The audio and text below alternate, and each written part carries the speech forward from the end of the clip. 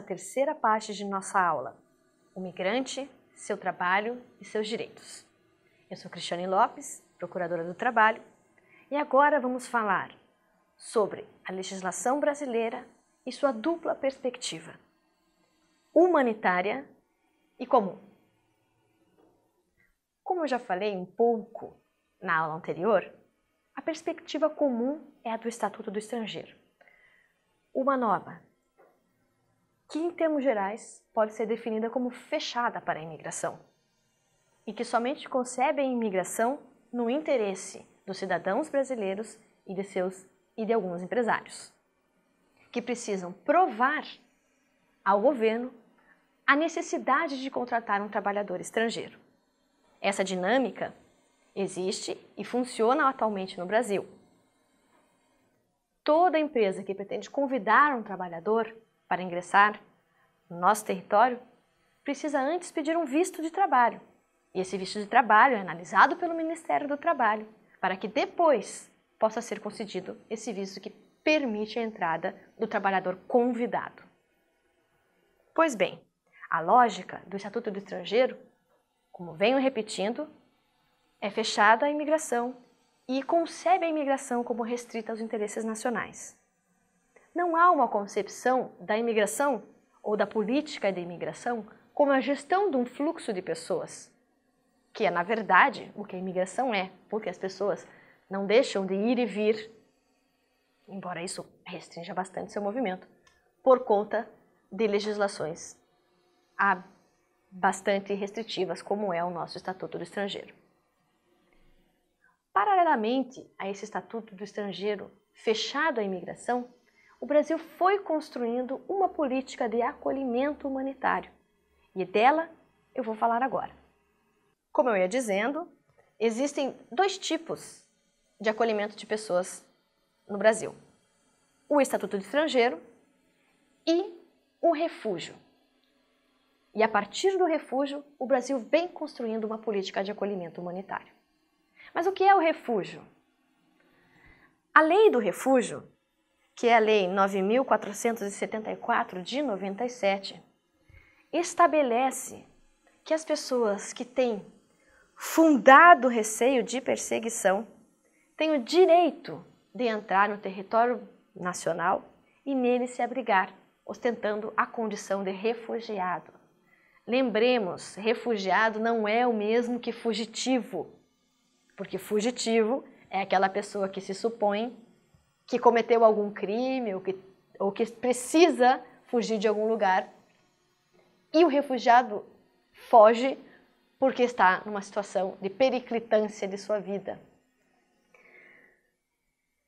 O direito internacional sobre refúgio nasceu após a Segunda Guerra Mundial, e o seu objetivo era justamente acolher o quantitativo imenso de pessoas que perderam a sua residência em razão da guerra. Tanto que, no início, o refúgio era aplicável exclusivamente às pessoas europeias no contexto da Segunda Guerra. Mas, a partir dos meados da década de 60, e inclusive pela razão de que havia muitas ditaduras, especialmente na América Latina, a questão do refúgio foi sendo novamente estudada e foi se percebendo que era preciso acolher as pessoas não só pela questão da guerra, mas por outros conflitos que se sucederam. Pois bem, vejam como é diferente a lógica do refúgio e a lógica do Estatuto do Estrangeiro. O artigo 4º do Estatuto do Estrangeiro diz que o estrangeiro que pretenda entrar no território nacional, ao estrangeiro que pretenda entrar no território nacional, poderá ser concedido visto. Já a lei do refúgio diz que o estrangeiro que chegar ao território nacional poderá expressar a sua vontade de solicitar reconhecimento como refugiado a qualquer autoridade migratória que se encontre na fronteira, a qual lhe proporcionará as informações necessárias quanto ao procedimento cabível.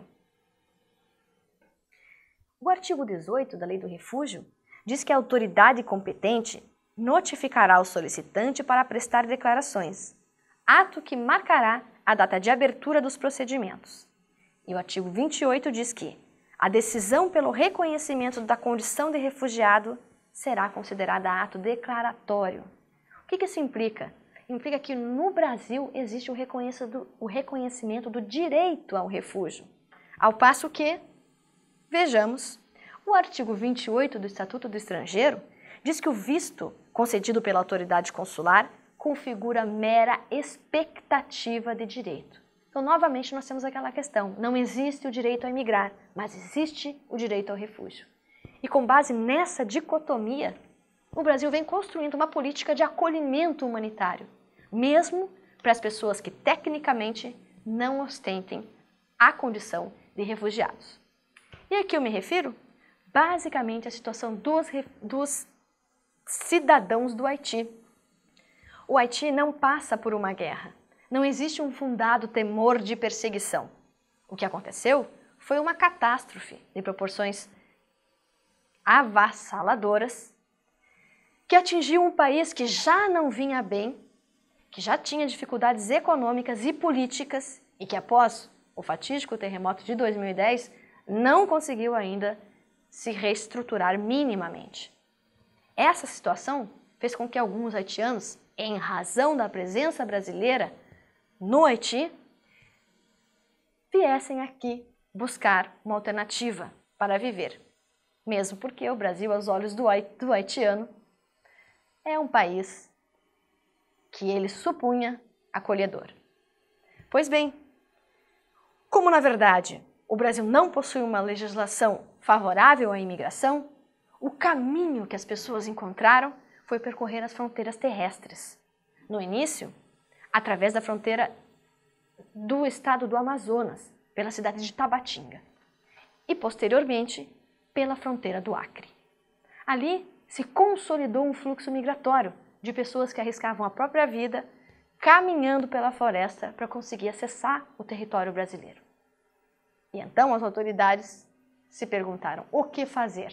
Essas pessoas entram e precisam de uma acolhida. Porém, o Estatuto do Estrangeiro não permite, sujeita as pessoas à deportação. Mas a lei do refúgio garante o direito da pessoa tramitar uma solicitação de refúgio. E é esse desenho que permitiu a criação de uma política de acolhimento humanitário. E por que eu digo acolhimento humanitário? Porque de refúgio stricto sensu não se trata. O acolhimento dos haitianos e de todas aquelas pessoas que encaram o desafio da viagem pela floresta é um regime diferenciado. É um regime que, por analogia ao refúgio, abre a porta da acolhida humanitária brasileira.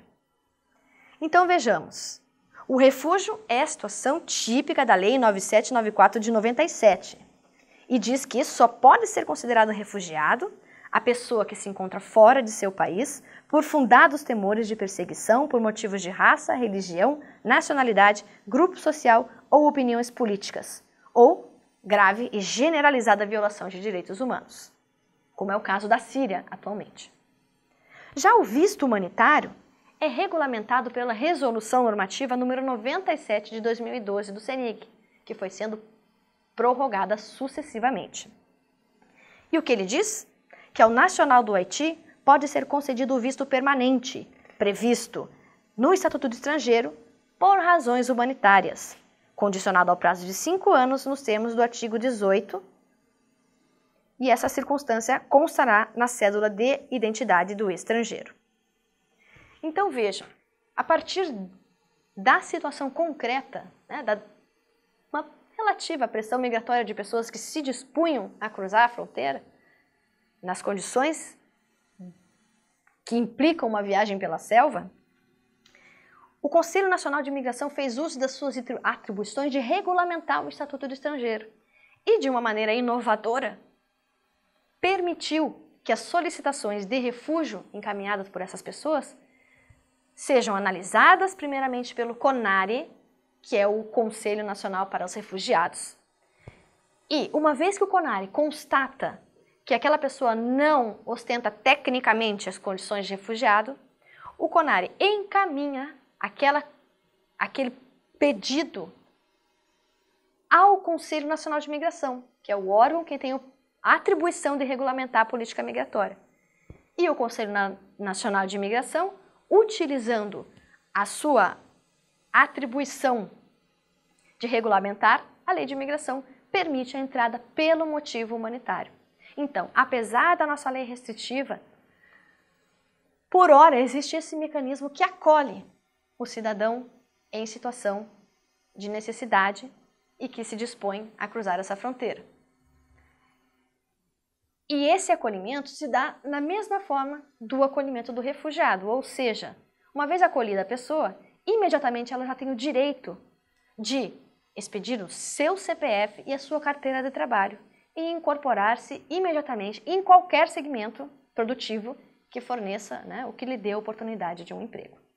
Essa é o atual estágio da política migratória brasileira, calcada em 3 pilares: do direito comunitário, previsto no Mercosul, do Estatuto do Estrangeiro, que é a norma geral, limitativa à migração, e a ótica do refúgio e acolhimento humanitário, que permite a entrada e a incorporação em igualdade de condições e igualdade de direitos para as pessoas que se dispõem a entrar no país pelas fronteiras desguarnecidas e solicitar um pedido de acolhimento, em princípio como refúgio. Muito obrigada. Com esses esclarecimentos, encerro nossa terceira aula sobre o migrante, seu trabalho e seus direitos.